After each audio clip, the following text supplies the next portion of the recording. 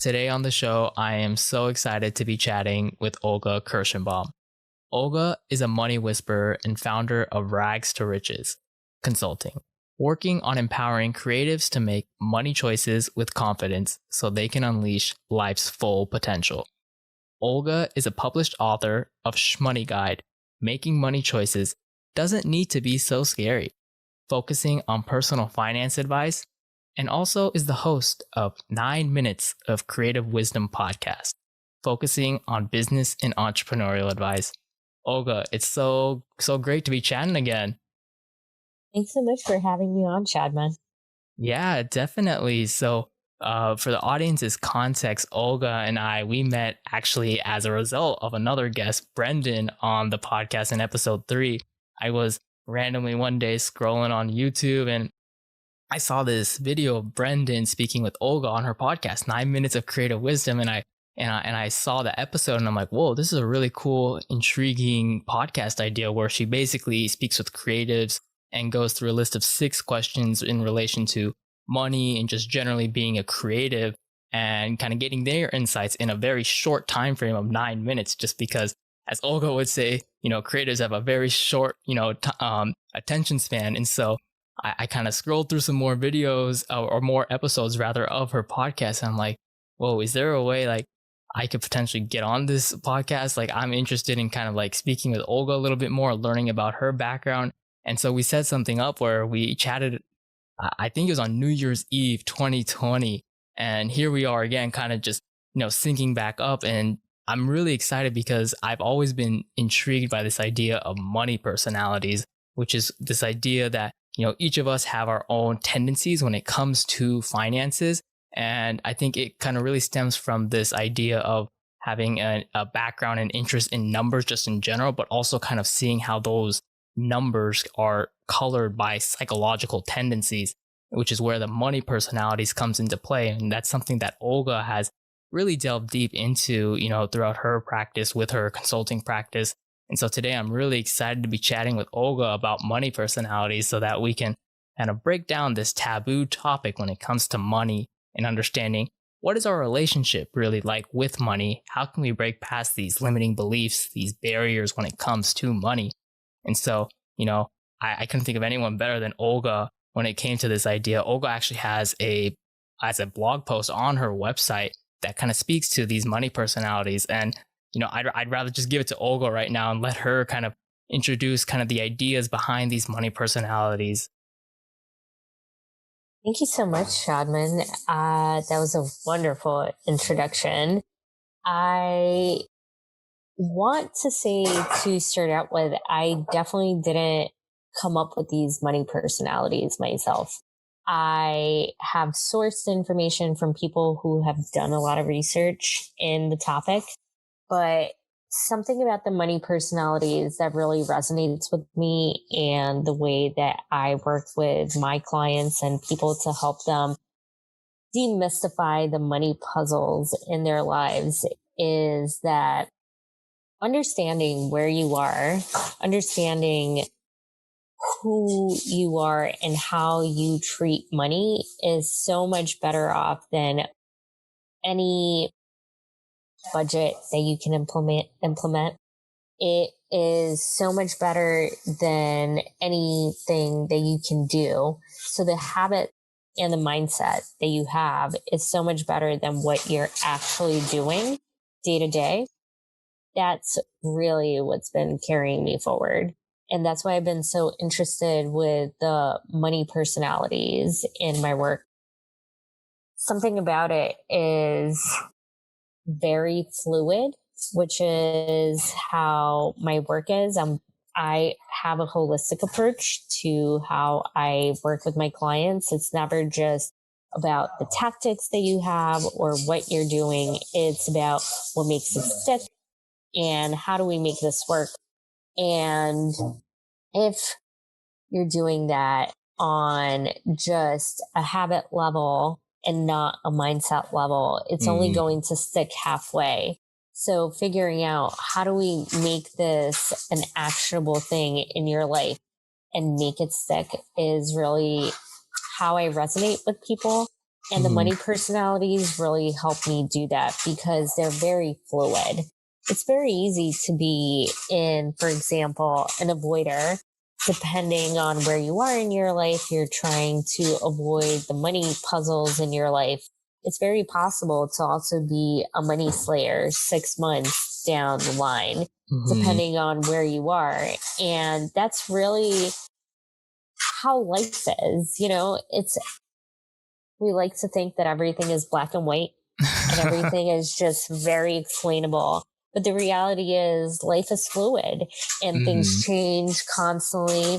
You can be a money slayer today and then something happens and gets you out of that mindset of abundance. And all of a sudden you're in scarcity and all of a sudden you're avoiding the money puzzles in your life. It's very possible to be that same person in different points in your life. And that's why I really love the money personalities. It's not just about you need to have a budget.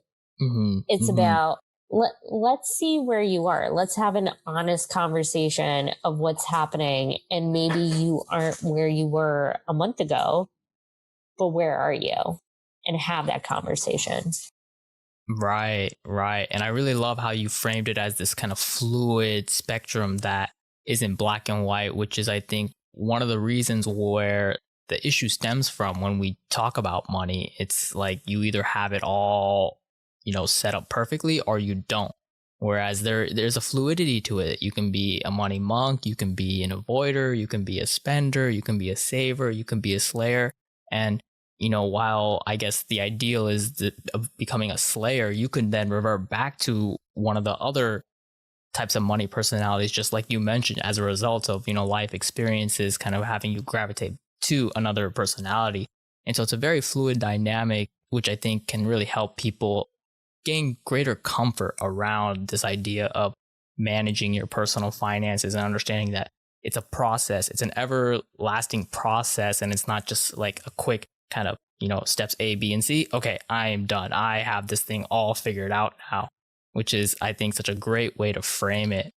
And so I'm kind of curious, kind of speaking from your own personal experiences, from, your experiences as a kid and now, as a young adult, how did those influence your relationship and your perception when it came to money?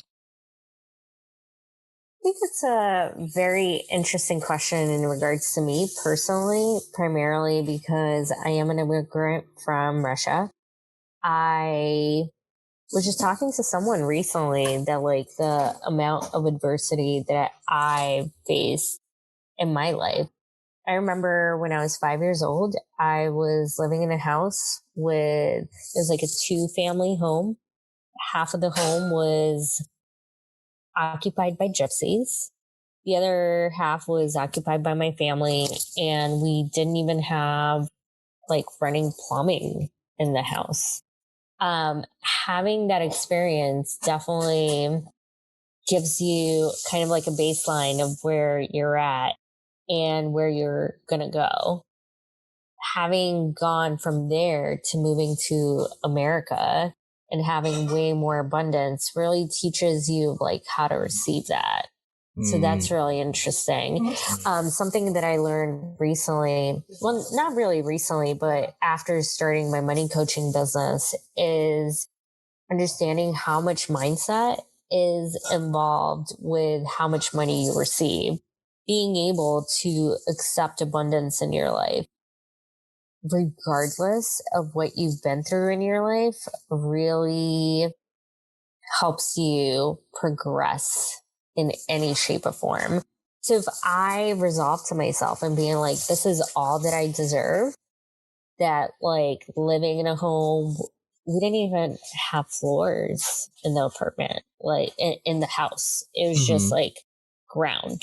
It was soil. That was our floor in the house. If I just resolved to that and said like, this is all I deserve, that is all I would have for the rest of my life. Mm-hmm. And that mindset and understanding that mindset is so important to the kind of future that you build is really the crucial part. And that's really what I'm trying to do with my business. You can have a budget.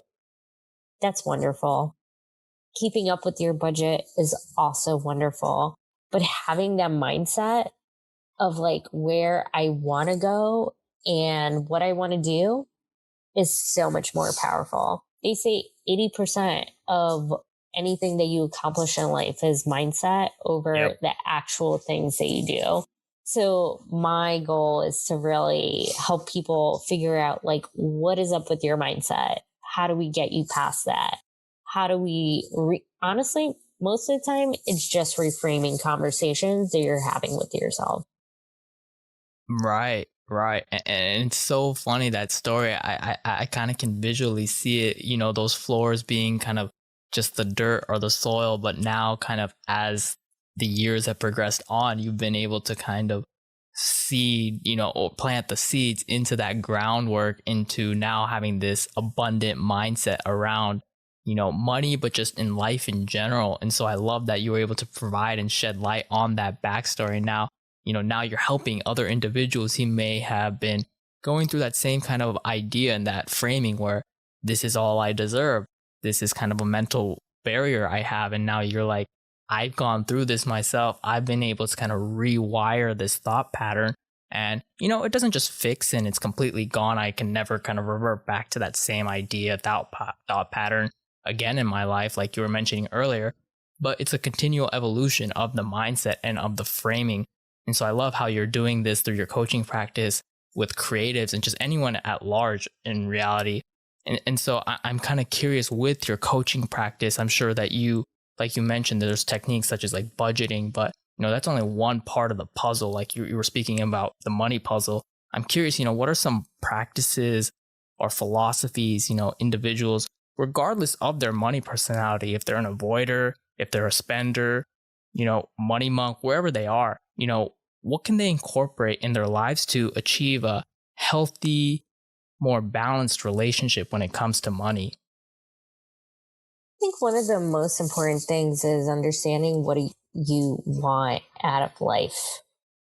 Like, what I want out of life isn't the same as what I want out of life from the person sitting next to me or the person sitting next to them. Anyone who's listening to this podcast right now, really. I know what I want to accomplish and what resonates with me.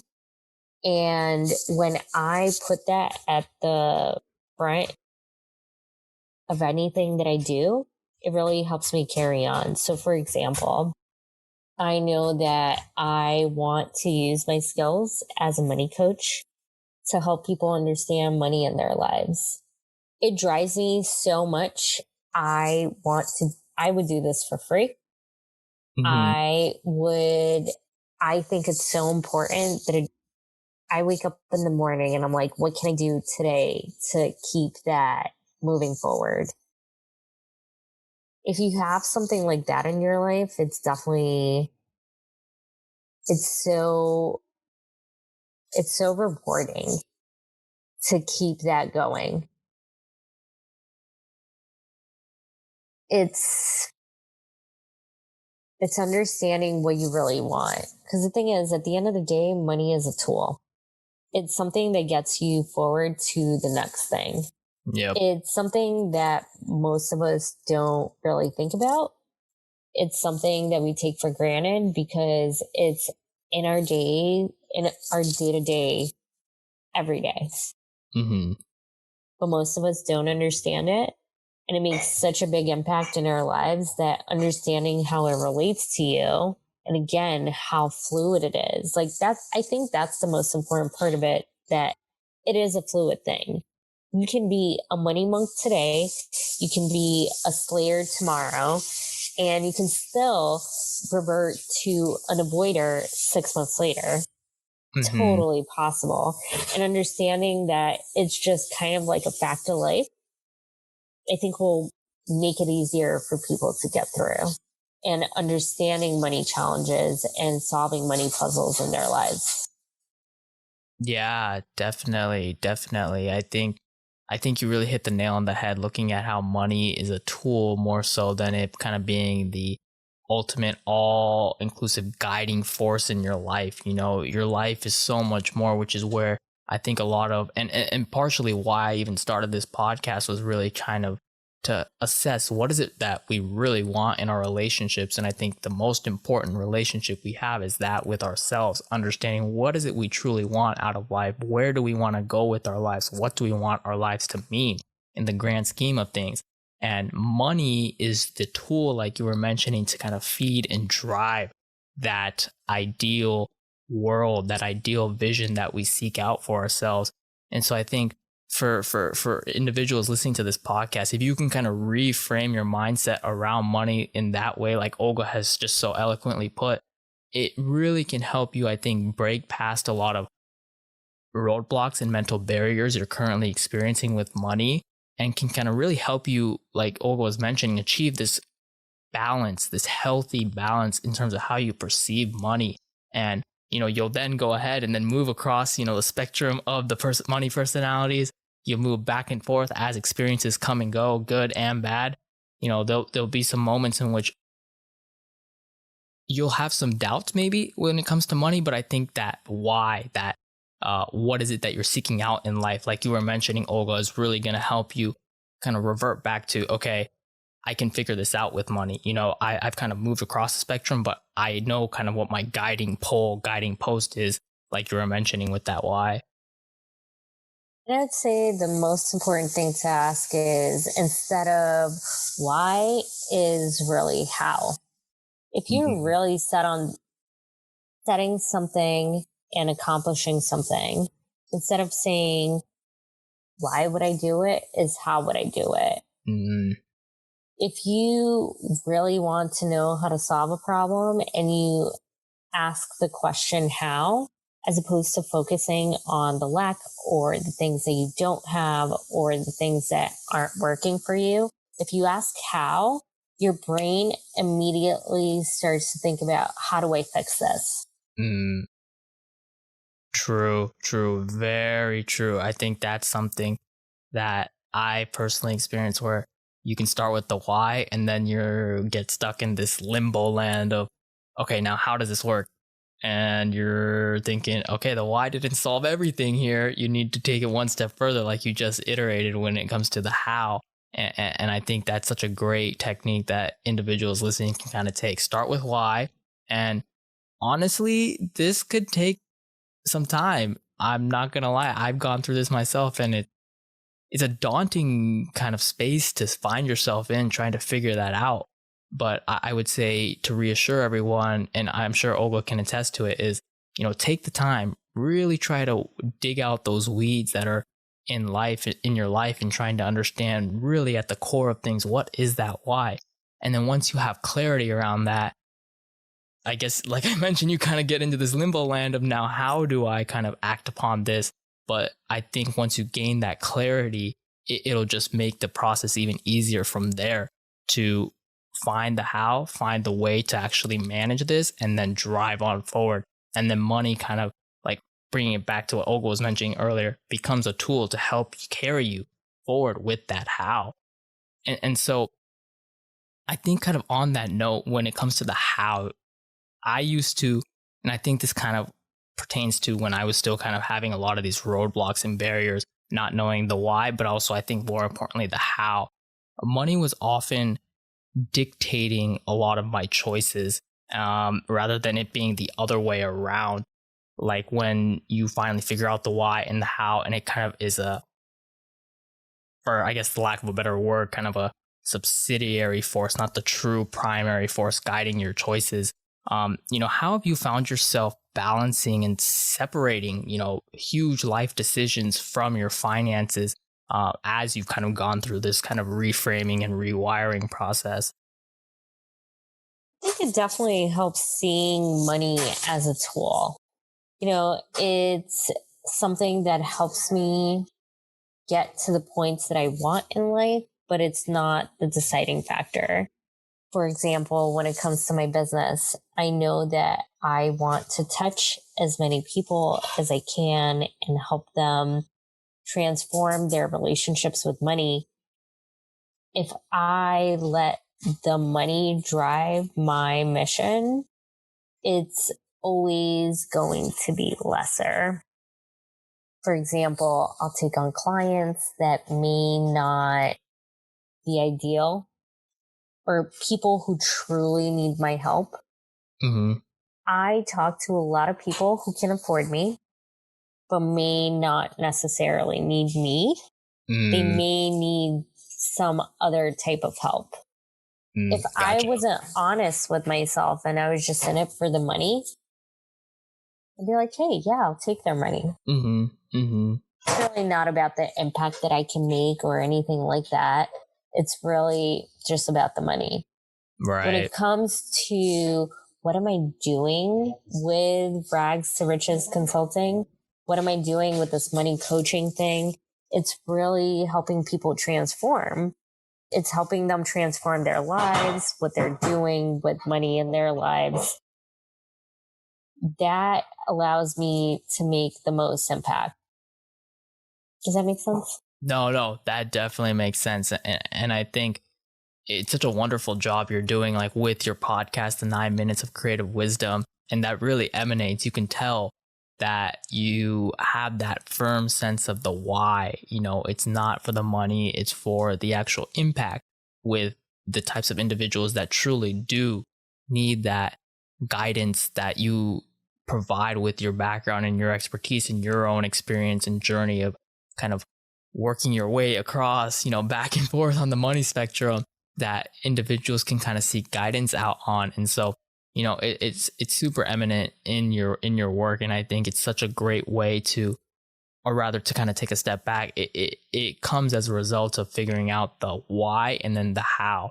And then once you have that very clearly set out, maybe write it down for yourself, have it up on a wall, however works best for you. If you're a visual person or or however you need to reinforce those ideas, I think can really help you stay on track with those ideas that you have finally found are what truly are your guiding forces.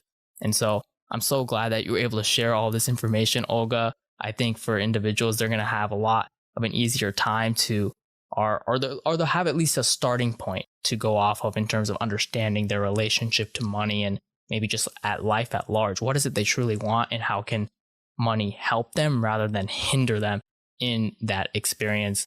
And so what I like to do, I know that you're probably very busy, so I want to be respectful of your time as well. At the end of each and every single one of my episodes with guests, I have this final segment called the 3 keys to relationships, which is this segment I ask guests 3 questions to kind of gauge their insight on relationships. And these questions pertain to any and all relationships. So friends, family, romantic partners, business colleagues, what have you. And these aren't quick fire questions either. So I'm really curious to kind of understand and have you elaborate on each of these questions. And so the first question I have is, what's your number 1 relationship red flag? My number 1 relationship flag. That's a big one for me, actually, because I am good at avoiding relationship flags. I see them and I'm Mm-hmm. like, blinders on, let's avoid them. Honestly, I think the biggest one that for me is not following through with what you say. It's so easy to talk and say all kinds of things, but what do you actually do when it's time to actually move? Mm-hmm. Like with my clients, it's so easy for people to say, "Hey, I'm ready to make money changes. I'm ready to make changes in my life." But then when it's actually time to do it, are they really? And for me, I'd say a big relationship flag is how much does a person talk and how much do they walk their talk? Mm-hmm. Mm-hmm. Yeah, I definitely agree. In terms of where society has gone, there's a lot more chatter going on, here and here, but how much work is actually going behind that chatter that's going on. Absolutely. When the Black Lives Matter movement started in New York City, it was kind of daunting when people were saying you should be posting this, you should be posting that on social media. For me, it's great to post on social media and say what you stand for, but it's another thing to say, like, this is what I stand behind. Mm-hmm. And it's very interesting to see like who actually stands by the words that they were trying to put out there. Right. And I think actions definitely speak louder than words. So that's why that's definitely one of my big red flags for relationships. Yeah, no, I completely agree. I completely agree. And so the second question I have is, what's the most kind of a converse, what's the most underrated relationship quality in your opinion? Active listening skills. I think it's so easy to say, like, hey, I was listening. And I think because of the world that we live in, it's so easy to say, like, hey, here are the main points of what we should be listening to or my takeaways. But actually listening to something that's important, important takeaways, and being able to move forward from that, active listening is a big one for me. So many people pretend to listen. I guess it goes back to the first one. What are you Yeah. doing about what you're listening to?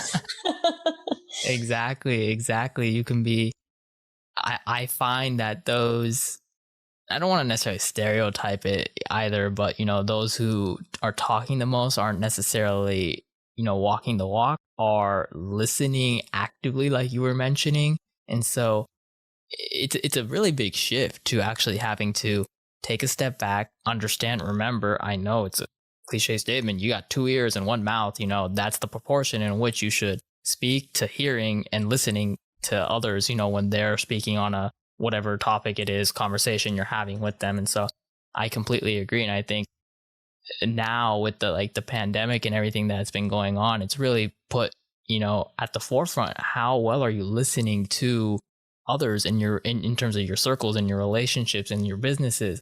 How well are you listening to your friends, your significant other or spouse, your business colleagues, what have you? Are you truly listening and understanding what are their pain points? What is it that they actually want you to understand from those conversations you're having? And so I'm super glad you brought up that point. And, to kind of bring it back to money, understand, like, it's a weird relationship, but like listening to kind of what your choices with money are saying about yourself, I think it's just as important of a space to implement that active listening skill, as much as if it's a more of an abstract kind of active listening kind of idea. But I think it's such an underrated skill, like you mentioned. And so Absolutely. the third and final question I have is, what would you say is your own mantra or slogan for relationship management? And so I can give a little bit of context. This podcast centers itself around the idea that we don't make relationships, but we make relationships better. So I'm kind of curious, if you have a slogan or mantra, or if you had to come up with one on the spot, what would that kind of look like? I'd say go into everything with an open mind. It's so easy to go into pre existing notions, what you want out of something, expectations. I remember reading somewhere that misalignment of expectations is the biggest issue for relationships or any sort of misunderstanding. If you over communicate in quotation marks, because that's definitely subjective, but it's better to over communicate than have a misunderstanding of something. Mm-hmm. That's definitely my approach to things. It's, we all have a different perspective on life.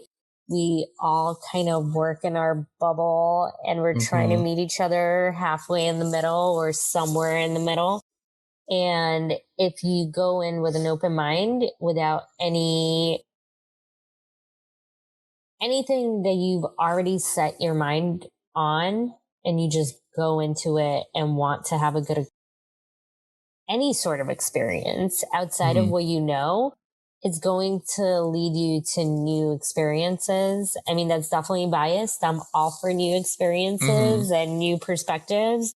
I don't think that's everyone's MO, Mm-hmm. but for me, it's definitely something that makes life more fruitful, being able to be like, hey, what's your point in life?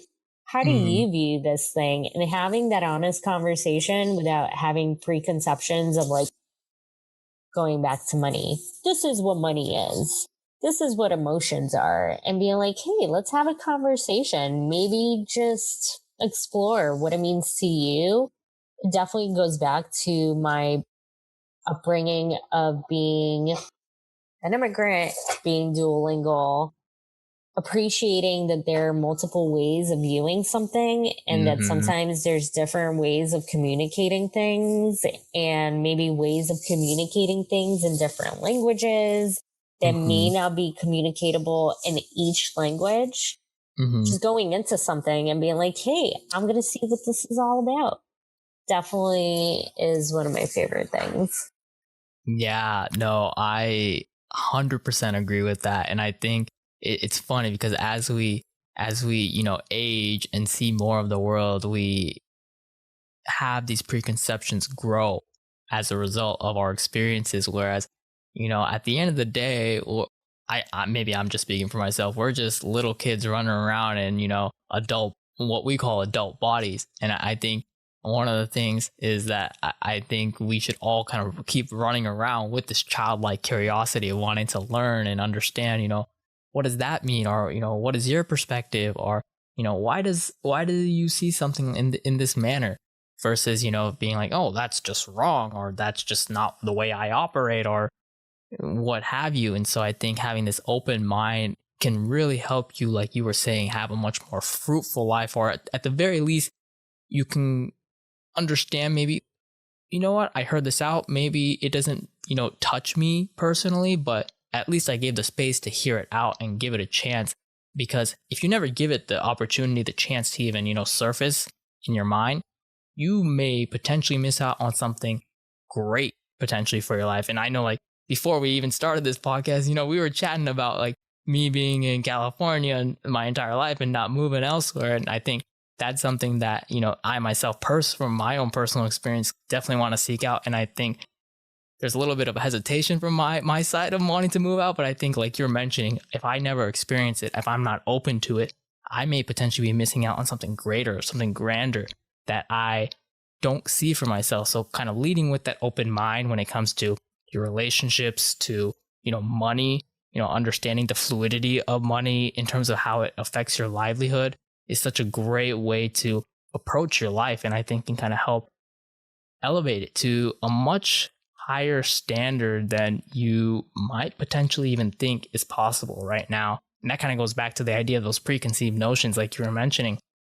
Those ceilings can be completely broken if you allow yourself to have them be broken. So, Olga, this has been so wonderful. I'm so glad we were able to catch up and chat and, really break down this taboo topic when it comes to money. I think now it's been a really tough time, and I hope that everyone's been able to, get through this tough time, with peace of mind, knowing how financially troubling it is for some individuals. But, I hope that for individuals who are kind of reassessing their relationship to money and their money personality, this conversation has been able to kind of open up their mind to, at the very least, understanding their relationship a little bit better, as well as kind of speaking with others a little bit more openly, keeping that open mind. And so for individuals, like, I will be linking Olga's blog post to money personalities down below in the show notes or the description if you're watching the video version of this podcast. But yeah, I love it, Olga. If, like, for folks, if they're interested in working with you or any other lasting messages you have, I'd love to leave this time at the end for you to kind of share that info. Thank you so much for having me on. I definitely want anyone that is listening to know that it is possible to make those transformations from money personality, regardless where you are today. If you are open minded enough to make that transformation to where you want to be, it's totally possible. Nothing is impossible. Impossible is just an opinion. Mm-hmm. Anyone who said to you that anything is impossible is just placing their emotions and preconceptions onto life onto you. don't ever take any of that as a Bible. You can do whatever you want. I think that if you're listening to this and you feel like you can take charge of your life, that is definitely possible. If you want to check out my article on money personalities, thankfully Shadman's going to link that in the podcast. If you want to check out my other money tips, you can check out my blog at ragstorichesconsulting.com, or listen to my podcast, 9 Minutes of Creative Wisdom, where I talk to creative leaders about business, money, and a sprinkle of fun. Awesome. And yeah, I will be linking all of that information down below in the show notes or description once again. So Olga, this has been such a wonderful conversation. I am really excited to see how people receive this episode, because I think I may be a little bit biased in having an affinity towards the money personalities and understanding the human psychology that we're working with and how fluid it is. But this has nonetheless been such a great conversation. So I hope you enjoyed, giving some tips and tricks, from the money whisper, or she was, a little bit louder today, maybe not whispering these secrets a little bit louder, but nonetheless, Olga, this has been such a great conversation. Thank you so much.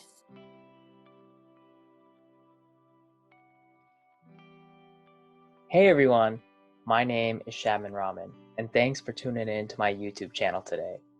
I hope you found this episode of the Between Us podcast enjoyable, and that you're walking away feeling entertained, inspired, and or motivated. If you particularly enjoyed this episode, please go ahead and smash the like button down below and leave your thoughts in the comments section. And if you'd like to go ahead and keep up with the podcast, go ahead and follow our social media. And please go ahead and subscribe to the channel and turn on the notification bell, so that way you can find out about new episodes as soon as they're released. Until next time, everyone, take care, and we'll see you all in the next episode.